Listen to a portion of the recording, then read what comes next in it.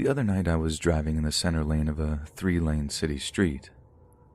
All of a sudden, a car comes into my right blind spot and almost slams into me. I look over and it is swerving in and out of the lane, braking abruptly. I honk and I look over to see if the driver is possibly distracted, and I see that the man driving is drinking something out of a brown bottle.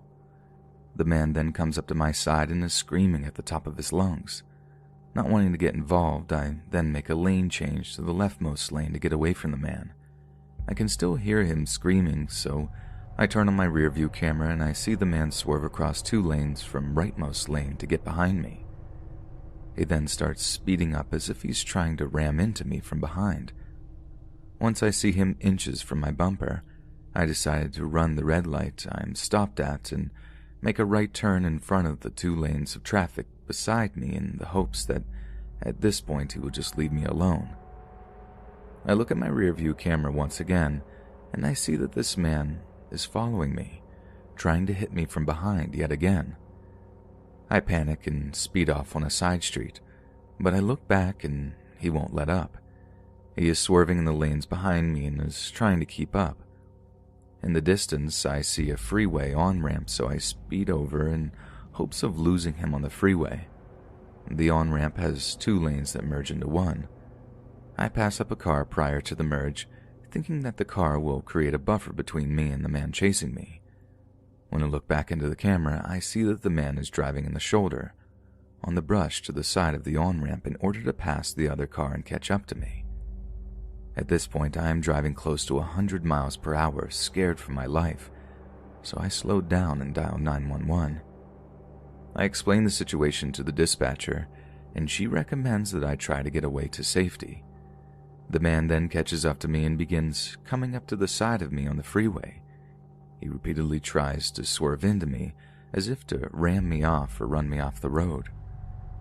I slow down in hopes that he will pass me up, but he too slows down, and his wife, in the passenger seat, throws a bottle at my car. For a second, I lose visibility as the car is covered in a brown, foamy fluid. I think to myself, surely this is the extent of his road rage, and I look over and it seems as if he is continuing on the freeway. Ready to get away, I then pull off on the next freeway exit, thinking I can just leave the situation. As I do this, the man sees me and makes a 4-lane change onto the exit ramp and tries to ram me once again at the freeway exit. I then am forced to speed through the city streets, and I finally end up at a red light trapped next to the man. I look over at the man and I roll down my window. He's screaming at me. Screaming, why did I honk at him? You trying to make me look like a bad father in front of my kids? You want to go? And just kept honking his horn. His wife is also yelling at me saying, why would you honk at him in front of my kids? I look into the back seat and I see 2 children in car seats. Since I am on speaker with the dispatcher, she hears all of this and tells me to just try and get away. At this point, I am done. I just want to get away from him, so I make a U-turn to head back onto the freeway. He follows me once again and almost hits a plastic construction lane barrier to do so. He then follows me again and is trying to hit me from behind. Once I get onto the overpass to get on the freeway, I glance at him to the side of me, and I see that he's holding something up in my direction. Suddenly, I hear a very loud bang. In that moment, the dispatcher on the phone screams, "Did he shoot you? Are you okay?" Thinking I've been shot, I start screaming, "He's shooting at me! He's shooting at me!" Realizing that running away isn't working, I stop and the man speeds off. Luckily, there is no broken glass and I am not injured in any way. The dispatcher tells me to pull off to a nearby safe location, so I go to the parking lot of a nearby mall. I tell the dispatcher the make, color, and model of car as well as a partial license plate. The whole time I drive there, I am concerned that the man could be following me again. But they send an officer immediately over to file a police report. In waiting for the officer, I realize that my car's cameras are always recording, so I hit the save button. The officer comes over and tells him my story describing everything in detail. I also tell him that I may also have footage of the whole thing. We take a walk around the car, and for the most part there is no damage. The officer then informs me that because I am not injured, and because there is no damage to the car, there really isn't anything that can be done. I ask him if it was an assault. He says because the bottle hit my car and not me, it's not an assault.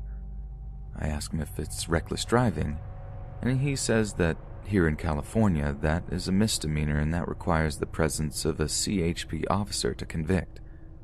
I then asked him if it could be considered him attempting to end my life because he was trying to ram into me, but he says that this is just plain old road rage and there's not much that can be done.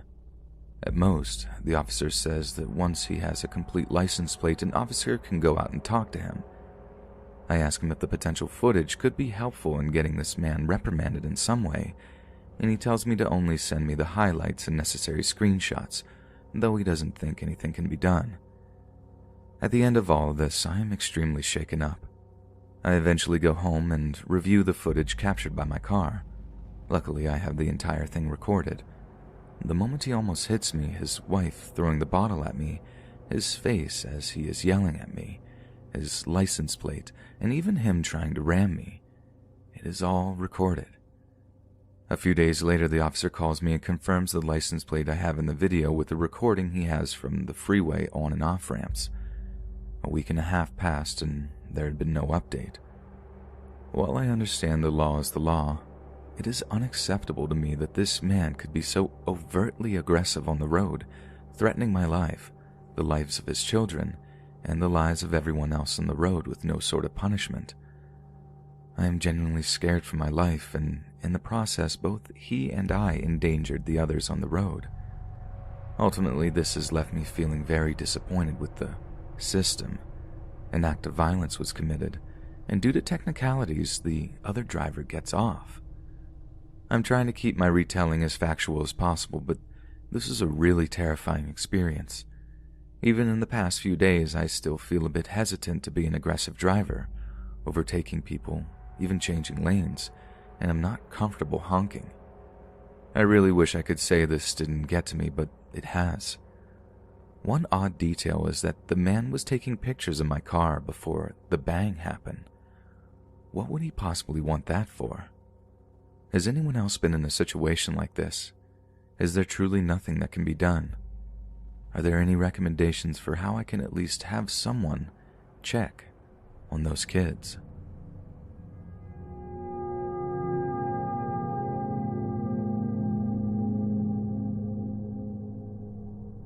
So how my friend group works is we have our little circle of people who we hang around with most often. But for big events or bonfires or something similar, we expand and a couple of different friend groups can join. Ben is a part of one of those extended friend groups. He is someone who always posts different and interesting things, who always has something to say. I've gotten along really well with Ben at these events, and we always end up chatting. I've always found him to be a different and unique individual. Ben started going to my local college this year. He shot me a Snapchat basically saying, "Hey, all my friends went away to different schools, and the only person I have to talk to from the area is now my ex-girlfriend. I was wondering if you wanted to get a group together and hang out, because I'd like to have some new friends around." It was actually a really nice message because, with the course I'm in, I don't get to make many friends, and all my close friends are spread out now too, so I said yes. The hangout was initially supposed to be one of my friends, him, and one of his friends. It was a day after class, and I just got home. He told me he was going to take a quick nap before we all head out. When he wakes up, he tells me it's now too late and he has other plans he forgot about. That's totally fine. I wasn't upset about it. I cancel with my friends too, so I can just sit down and do some homework. He texts me a few hours later. I didn't give him my number. He somehow found it, telling me his other plans got canceled and he was now available again and wondering if I still wanted to do something. I said that my friend was now out of the city, and he said he texted his friend but they didn't answer. He decided to pick me up and go for a drive and just chat. Normal enough, I thought. Ben gets to my house at around 10. I go and hop into his car and he speeds off. Oddly enough, he's been talking in an accented voice, kind of like Jamaican or something similar. I thought he was just being goofy, so I played along. Sometimes I would answer back in the account, but then I started to think it was weird that he wasn't talking in his own voice at all. He was driving like a maniac down the street, telling me how he was drinking earlier because he thought he was going to a party. I asked him if he was drinking and driving, and he said no, he only had a few sips. I know I probably should have gotten out of that car then, but at this point we're flying down the highway and I'm scared. He begins to rant about his ex, telling me that there was infidelity and trust issues on his end, and he couldn't tell me what they were because he didn't want me to think badly of him. He told me he was still going to marry this girl and have her children. He ranted about her and got on tangents and started to scream and yell. I started to maybe think that he was on something. We arrive at my college, a half-hour to 40-minute drive away in another city, and he says we should get out of the car. I'm already scared and my phone is dying, so I just listen to what he says. At this point, I'm literally thinking that he might end my life. He took me for a walk through the light woods and then started to make sounds like a creature. He would make like dinosaur sounds or sounds like The Grudge. He would also walk like a creature, morphing his body into weird, creepy movements. I requested for us to go home because I was literally terrified. We get back into the car and start our drive home. He pulls out a pipe and smokes something.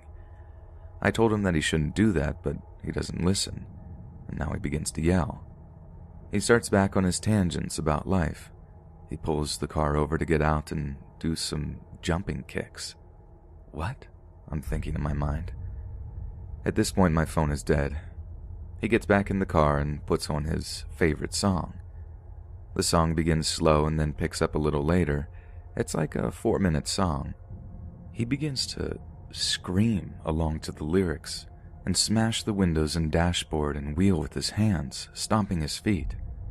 I've seen someone passionate about a song before, but not like this. Ben swerves all around the road until we get to my house. He then turns to me and says, without an accent, "I know it's late, but did you want to make love?" In the most casual tone in the world. I gave a nervous laugh and said, "Actually, I'm good."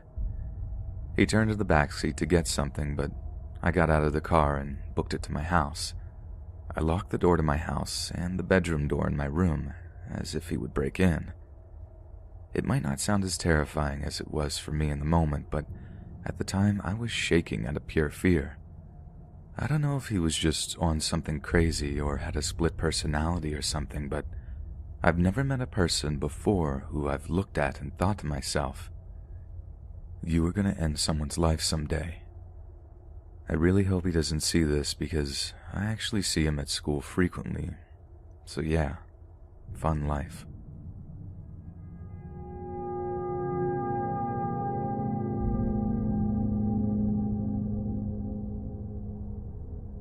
I was a new manager of a very old building. I came from social work and was hired to manage a building that was about to celebrate its 100th anniversary. My office was in the basement along with several below-ground apartments. Of these apartments was an elderly fellow that I knew was on palliative care for extreme kidney failure. He would get medication and food delivered every other week, so when it wasn't brought in, I rang him, and when I got no answer, I asked the police for a welfare check. This was a very warm June, and the way the building was constructed, you couldn't smell something wafting out of an apartment unless the door was open and allowed the smell out. Once the police opened the door, everyone knew that he had been dead for a while. The smell permeated everything. The smell of rotten human got into the air ducts, and it's not something you forget. Fast forward about 1 month to July.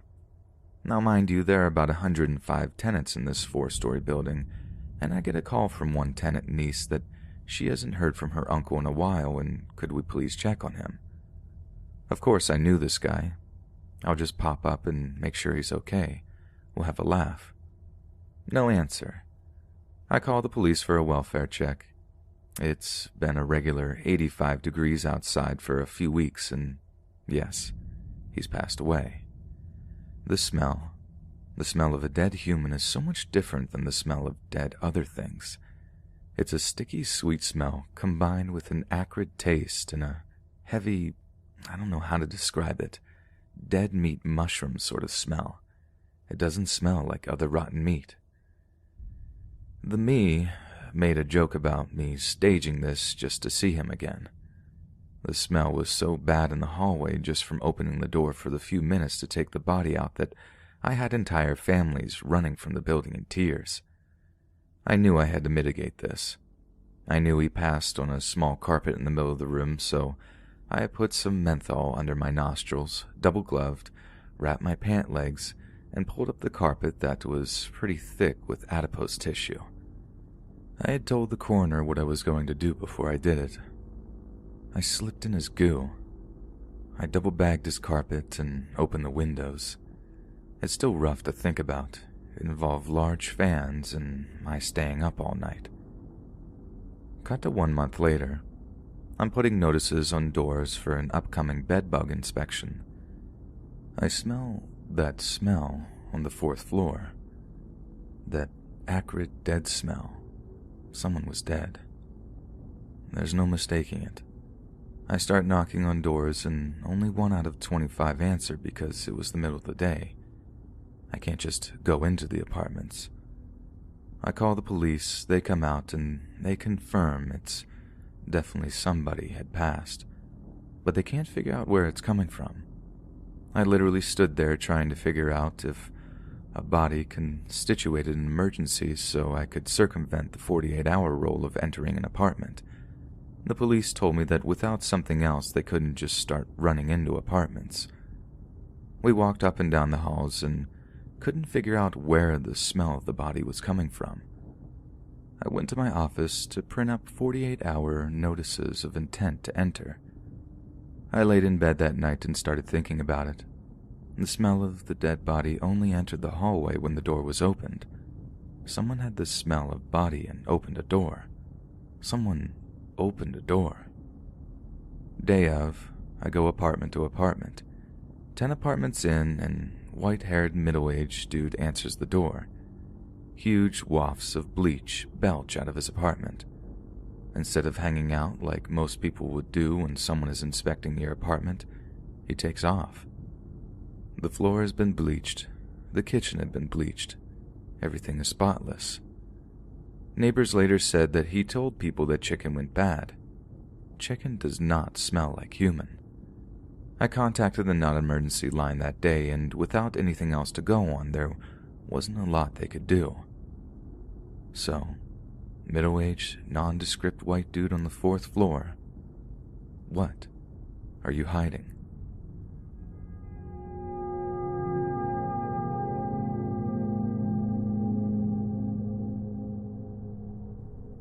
This all happened in the last 3 weeks, and the final part hopefully just took place this morning.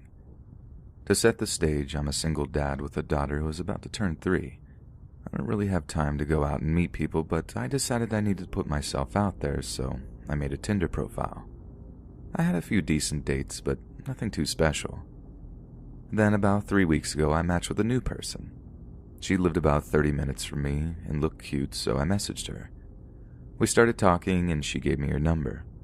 We texted for a week or so, and things seemed great. We both seemed to be on the same page about things, in that neither of us wanted to rush into anything serious, but having a friends with benefits would be nice. So we decided to spend an evening together.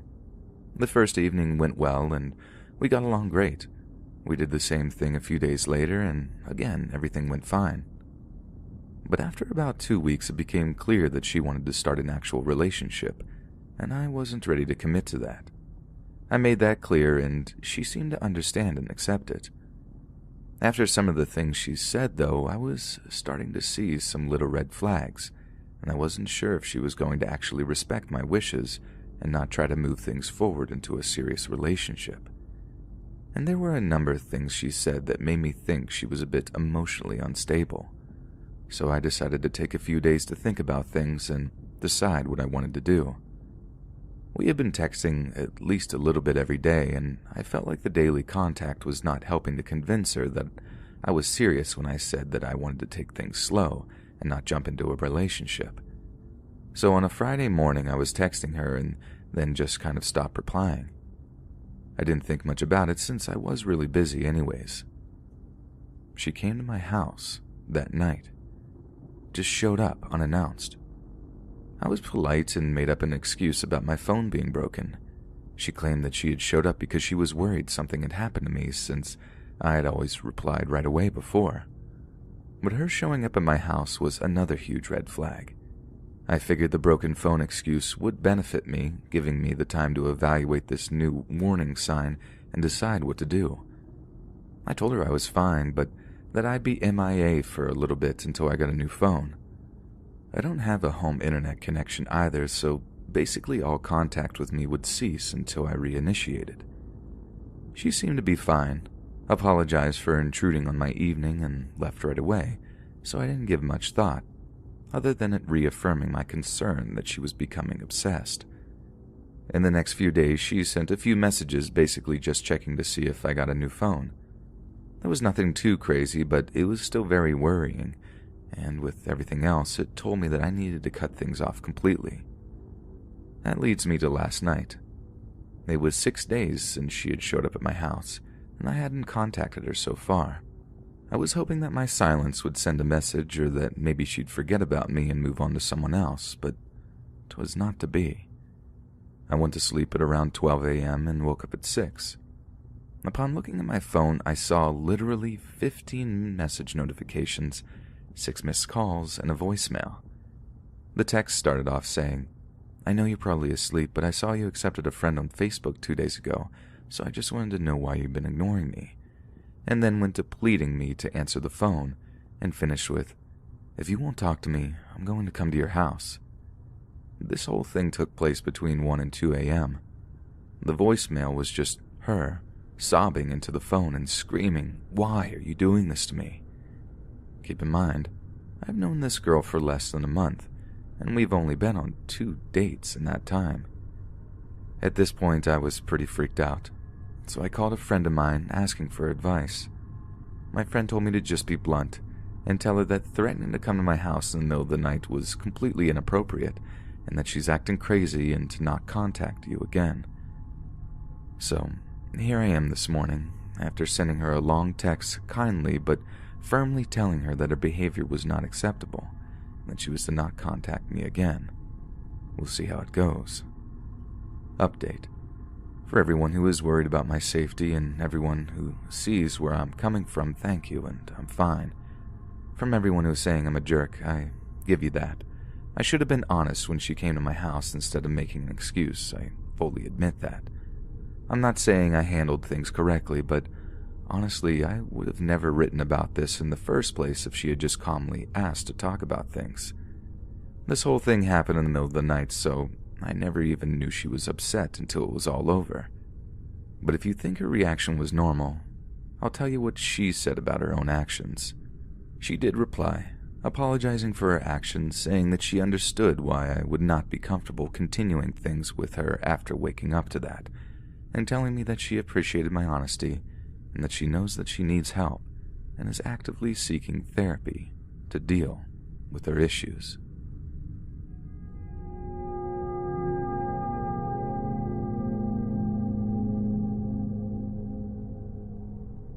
So this story is a bit of a long story from several years ago when I worked in a fast food chain that served barbecue. But I clearly remembered this because it's just so weird. My parents owned the business, so they allowed me to work there whenever I wanted. At this time, I'm 14 years old, but I had purple hair because I had identity issues, I guess. So I looked a lot older than I actually was, but I was still only about 5'4". One day I'm working on a Sunday night with only one other girl a little older than me, trying to get started closing since we close in about an hour. It's 8 p.m. and fully dark outside. It's completely silent. Usually you can hear cars pull up, and you can definitely see them as the walls were covered in windows. I'm just sweeping up when I see something move out in the dark. I look up, and in the back of our parking lot is a man in all dark clothes just looking inside. No car in sight. I think it's weird, but people are like that sometimes. About 10 minutes later, the door squeaks open really quickly, and it made me jump because it was so loud. It was a very large and tall man wearing black scrubs and a scraggly beard. At this point, I'm annoyed because it's like 40 minutes before we close, and it's super hard to close this restaurant. But I put my biggest smile on and say like usual, "Hi, welcome." Nothing. No words for what felt like 5 minutes. And then a woman wearing the same clothes comes in, and this lady looks like the guy's twin. So they come up to the front counter to order, and I say, "What can I get for you today? Do y'all have fortune cookies?" No sir, we only sell barbecue and sides." "That's too bad. We brought our own anyway. I want a large sweet tea." And then the creepy lady chimes in. "So no fortune cookies here?" "No, ma'am." At this point, she actually seemed really mad that we don't have fortune cookies. "Then no food for me." That was their whole order, was just a large drink. They paid and sat down at one of the empty tables. This man had been carrying a computer bag with him inside, so I thought he had some work to do real quick. But no, he opens his bag and pulls out a whopping handful of fortune cookies, like at least 30. They're both very silent, and it's already creeping me out. As I'm sweeping under the table next to them, the guy says, without ever looking my direction, "We use these numbers from these cookies to play in the lottery every day." "That's really cool." "No, it's not. It's serious. We didn't do it one night, and it was the winning numbers. We could have won $2,000. We cried for months." "Oh." Little 14-year-old me didn't know what to say, so I just kept sweeping. "Now we run an acupuncture shop in the next town over. We can cure everything." Awesome." At this point, I'm sweeping towards the back of the store. I'm facing away from them because they were already creeping me out, and I was hoping they'd just stop talking. "I don't think you think I'm serious." His voice got really loud all of a sudden, like he was yelling at me, and now he was looking at me.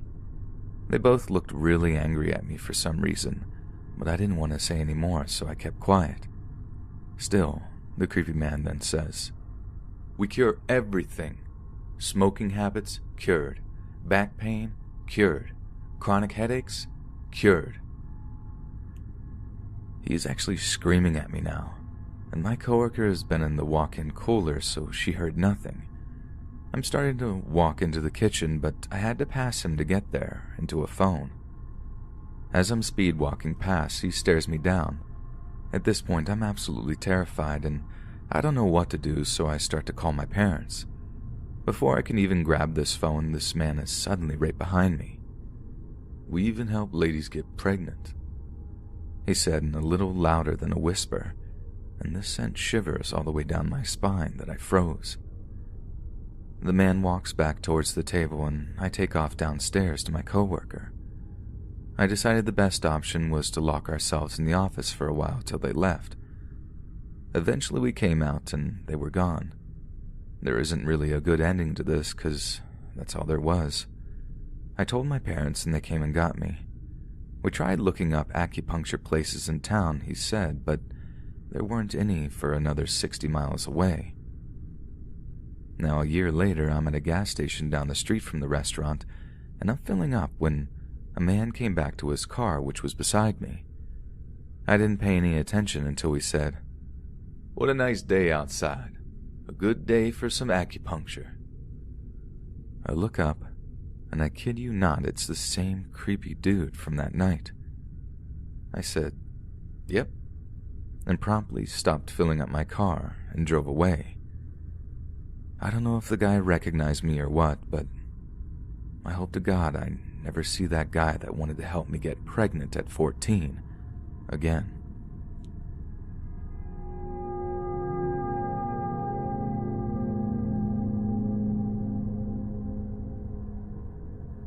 Nearly 2 weeks ago, me and some friends attended a cosplay event and went as characters from Full Metal Alchemist and Fire Emblem. I was Edward Elric, and one of my friends was Winry. My ex-spouse was Colonel Mustang, and so forth. There was 6 of us, and we arrived the earliest because we were excited to meet other cosplayers. We ran into a woman who wasn't a cosplayer, but a weeaboo and your stereotypical fujoshi.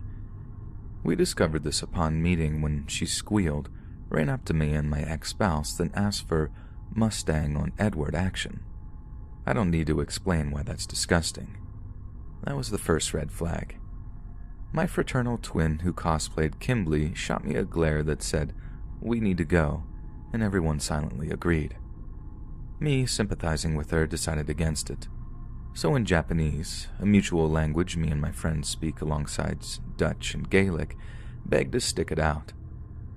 A bad idea in hindsight. She screamed and brought unwanted attention. This was the last straw for them. Immediately, my brother, ex-spouse, and other 2 friends disguised their urgent want for disassociation as wanting to walk around, leaving me and Winry as her company. Minor time skip, the 3 of us are wandering. Despite being an introvert, I try to be as interactive and inclusive to our company as possible because nobody likes to feel like the third wheel. As me and my friend converse with her, we quickly learned of her unappealing aspects. She ships indirect familial relationships, if you get my drift. Apparently has nosebleeds for Seal and Sebastian fanfiction, and believes relationships with animals isn't all that bad. Another red flag I shamefully attempted ignoring under the impression she was young, of 17 and 19. But no, it turns out she's 21. Major time skip. It's been over 4 hours and she tailgated me and Winry the entire event. In an attempt to relax myself, I ask if they're down for drinks. We grab a couple and then Winry sets off to find my brother and our other friends so we can go, leaving me with this weird feeling in my stomach. As a Scotsman and avid drinker, I definitely had more than a few drinks, so I was kind of tipsy. I got a call from my brother saying for everyone to meet in the parking lot, so I bid her goodbye and left, unbeknownst to her following me. I was the first to reach the car. The doors were unlocked, thankfully, because it was cold. I hop in the back and take off my coat. The liquor starts hitting differently, so I became too disoriented to notice the silhouette behind the tinted glass, peering over me as I tried to collect myself. I was hearing the door open that triggered my anxiety, but assuming it was my brother or friend, I didn't bother. It was cold outside, but I was hot and exhausted from walking around in cosplay all day, so I closed my eyes and took some deep breaths. I was feeling someone crawl into my lap and straddle me that provoked an alarm response, and much to my dismay, it was the woman from the event. Buzzed and discombobulated, I struggled to comprehend what was unfolding. For the life of me, I couldn't fathom the reason behind her actions.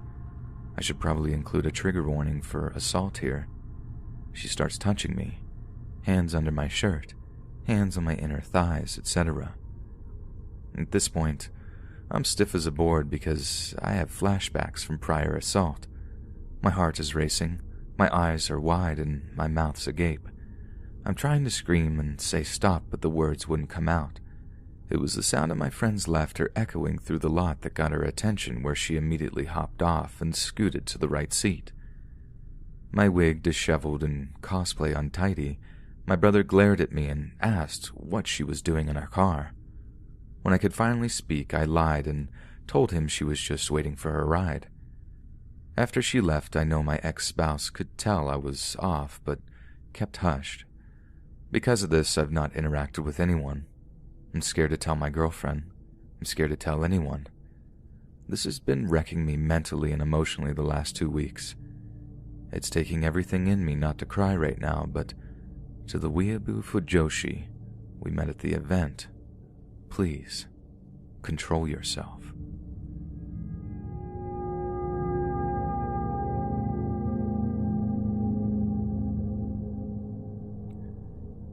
This was about 11 years ago when I was in 2nd or 3rd grade, and I was at my papa's house for a family reunion. This side of the family was spread all over the state, so it was pretty rare that we all saw each other. One of my family members that lived away was my second cousin, Steve. Steve was in his 40s at the time, and always wore Oshkosh overalls, old house shoes that he wore everywhere, and had white, stringy hair that was pulled back in a ponytail with a rubber band. At least 250 pounds and over 6 feet tall. Very large. Unfortunately, Steve was in an accident 20 years ago and never got off the painkillers resulting from it. We're talking grams of Percocet a day, so he is constantly high. He's either wide-eyed and staring into people's souls or passed out. No in-between. He was the type of guy to interrupt a conversation just to ask the whole room what their worst dream ever was. Really bizarre. My dad always told me to stay away from Steve. He didn't trust him and always told me to not be alone with him. I didn't question it because why would I? Dad tells me someone is creepy, I believe him. The only reason he let me stay at Papa's is because there was a lot of other people staying there the night too. One of my other cousins, A, was also in town, and we wanted to spend as much time possible together.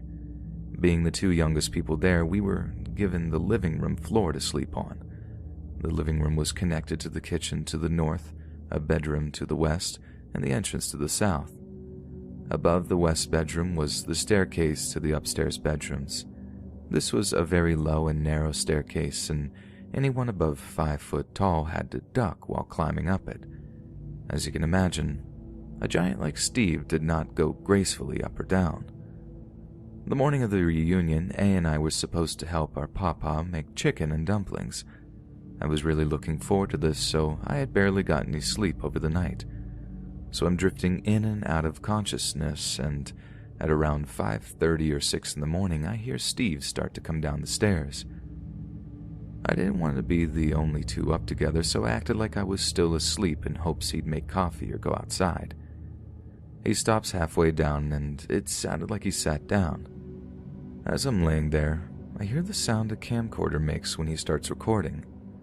Not knowing what's going on, I stay there, frozen, because all I know is Steve is somewhere behind me, recording.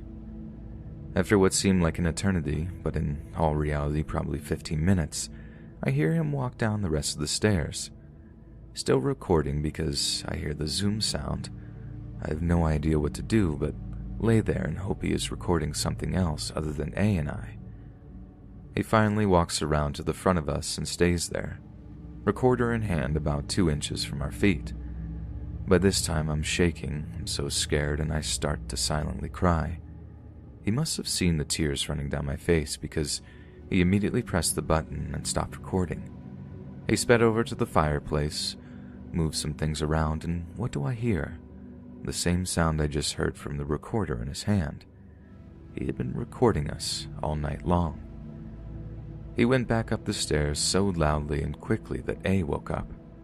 She turned around to me and asked why I was crying. I told her, and she runs to go get Papa.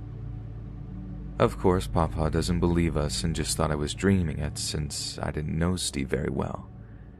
However, I tell my dad what happened at the family reunion, and my dad immediately goes to Steve and takes him outside. I don't know what happened in that time. I do know Dad came back, and Steve's car was definitely gone shortly after. I've only seen Steve once since then, and it was at a funeral where we kept our distance. I was older and more aware of how to avoid creeps. Plus, he was passed out on one of the couches in the back of the funeral home for most of the time. I know this isn't creepy to some people because he didn't touch or physically harm us, but it was traumatic enough for me to still have a sticker on the front-facing camera of my phone and laptop. After all, you never know who might be recording.